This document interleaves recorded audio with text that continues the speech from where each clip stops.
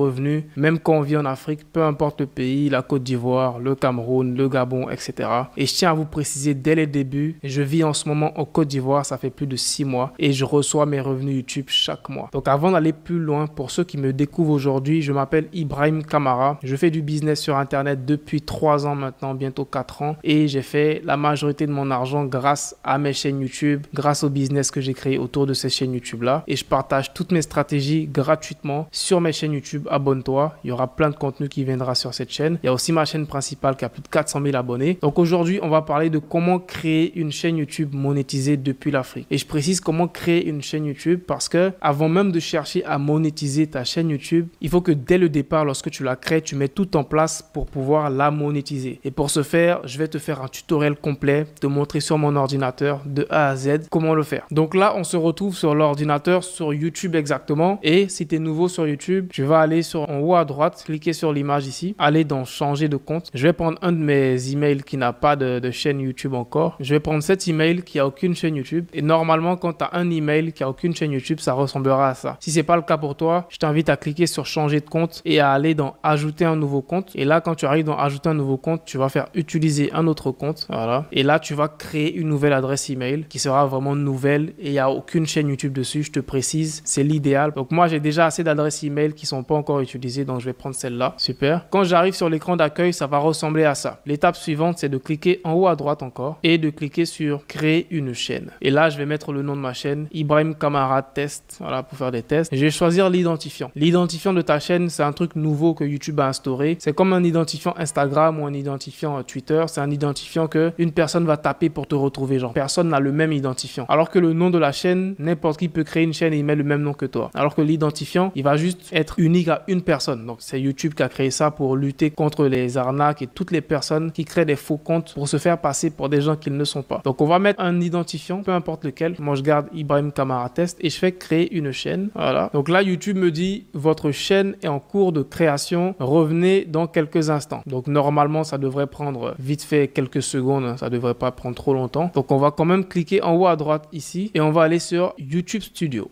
Voilà, on me dit bienvenue dans YouTube Studio, je vais faire continuer. Là, on est bon, on est super. L'étape suivante maintenant, c'est de configurer ta chaîne YouTube. Donc, pour la configurer, on va venir sur le côté gauche, on va dérouler et on va aller dans personnalisation. On va aller dans branding et on va rajouter une photo de profil à notre chaîne YouTube. Voilà, je vais rajouter une photo de profil à ma chaîne YouTube. Une photo d'Ibrahim, voilà, une photo d'Ibrahim, par exemple celle-là. Et je vais faire le zoom sur mon visage comme ça. Super. Voilà. Ensuite, tu vas rajouter une bannière. Donc, pour la bannière, tu peux la créer grâce à Canva. Donc, on va aller sur canva.com qui est un outil gratuit pour tout le monde. Donc, on vient sur Canva pour notre bannière. Voilà, le Canva, il est en anglais. Donc, je vais écrire ici YouTube banner. Donc, chez toi, tu vas mettre bannière YouTube. Et là, tu auras plein de modèles assez stylés. Je vais prendre celui-là qui me plaît. Je vais le modifier. Franchement, Canva, c'est l'un de mes logiciels favoris d'intelligence artificielle. En 2024, tu peux faire vraiment tout. Et récemment, ils ont inclus une fonctionnalité pour faire des vidéos. Et je te ferai des tutoriels sur ça. Donc, lorsque tu arrives ici maintenant, tu vas mettre ton nom, moi c'est Ibrahim Kamara. Je vais changer mon image ici, voilà. Et je vais aller dans mon ordi pour prendre une photo de moi que je vais mettre ici pour remplacer. Voilà, voilà. Je vais mettre une photo de moi comme ça. Il y aura mon visage, super, comme ça. Et je fais enregistrer. Ibrahim Kamara, je peux supprimer tout ça. J'ai pas besoin de ça. Et j'enregistre. Je fais cliquer ici en haut à droite ici. Je fais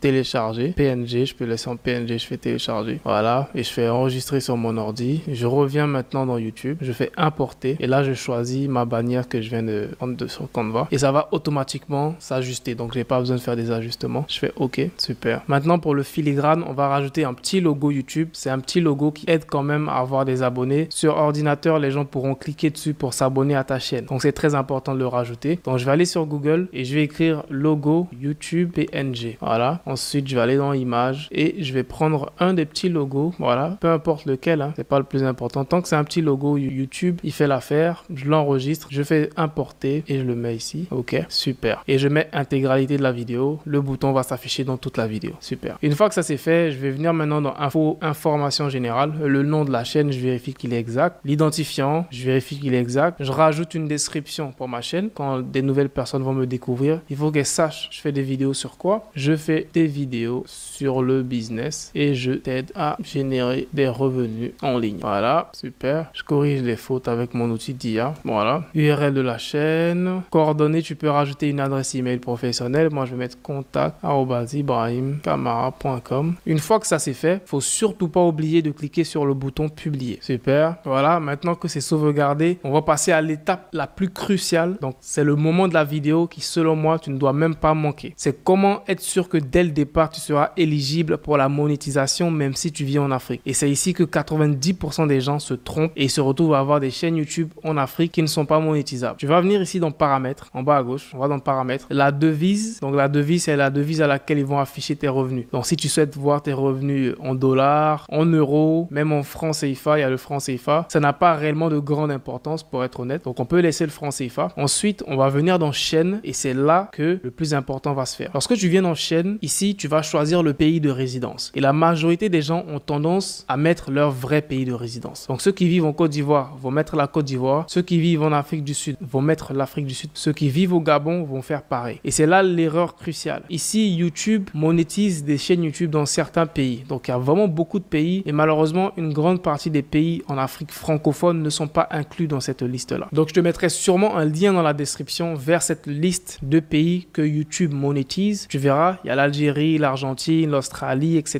etc., etc. Il y a pas mal de pays, il y a des pays africains qui sont dans la liste, mais une grande partie des pays francophones en Afrique ne sont pas dans la liste. Et pour remédier donc à cela, dans pays de résidence, ici, tu vas mettre un pays qui se trouve dans cette liste de pays éligibles. Ça peut être la France, ça peut être le Maroc, comme tu as vu ici, le Maroc est éligible, ça peut être l'Allemagne, ça peut être les États-Unis, ça peut être le Canada. Et ne t'inquiète pas, tu n'auras ni besoin d'un numéro de téléphone de ce pays-là, tu n'auras ni besoin d'une personne qui vit là-bas. Donc c'est ça qui fait beaucoup peur à certaines personnes ici. Ils se disent, si je mets la France, je dois forcément avoir un frère qui vit en France, je dois forcément avoir un frère qui vit dans le pays en question. Ça n'a absolument rien à voir. Tu n'auras ni besoin d'une personne qui vit dans ce pays-là, tu n'auras ni besoin d'un VPN ou même d'utiliser un numéro de ce pays-là. Donc on va choisir un pays qui est dans la liste. Je vais mettre par exemple la Belgique. Donc comme je te dis, ça n'a vraiment aucune importance. Je mets la Belgique. Dans la partie mots-clés qui est aussi importante, on va mettre des mots-clés qui sont en rapport avec notre niche. Donc moi je fais des vidéos sur le business. Je vais mettre business, entrepreneuriat, voilà, business en ligne, super. Ensuite je vais aller dans paramètres avancés. Ici aussi il y a un truc très important que beaucoup de personnes négligent et je l'ai même déjà vu chez des élèves dans ma formation, c'est souhaitez-vous définir votre chaîne comme conçue pour les enfants. Malheureusement, il y a certaines chaînes YouTube qui activent ça par défaut sans même le savoir. Si tu te trompes que tu actives ici, oui, définir cette chaîne comme pour les enfants, ça va limiter la portée de tes vidéos parce que YouTube va se dire que ces vidéos-là sont faites pour les enfants. Donc, elles seront limitées en fonction des gens qui pourront les voir. C'est pour ça qu'il y a plein de personnes, ils savent pas pourquoi leur chaîne décolle pas. C'est peut-être ton cas. Donc, vérifie ça, va dans les paramètres et vérifie que c'est désactivé et tu mets non, ne pas définir cette chaîne comme conçue pour les enfants. Sinon, ça va limiter la portée de tes vidéos. Ensuite, le reste, ne pas afficher les mots potentiellement inappropriés. On va activer ça. Désactiver les annonces par centre d'intérêt. Ça, on va laisser désactiver. On va pas activer ça parce que si tu actives ça, ça risque de réduire tes revenus YouTube. Tu n'as pas envie de réduire tes revenus YouTube. Donc, si c'était activé pour toi, désactive-le. Sinon, ça réduit tes revenus YouTube. Ensuite, autoriser les spectateurs à créer des extraits à partir de mes contenus. Oui, moi, ça ne me dérange pas. Si ça te dérange, tu peux le désactiver. Ensuite, accès aux fonctionnalités avancées. Ici, je pense qu'il n'y a vraiment rien à changer. Ensuite, on va venir dans paramètres de mise en ligne par défaut. On va aller dans paramètres avancés. On va laisser autoriser les chapitres. La licence standard, on la laisse comme ça. La catégorie, ça dépend du type de vidéo que tu fais. Voilà, mais on peut laisser sur People et Blog, etc.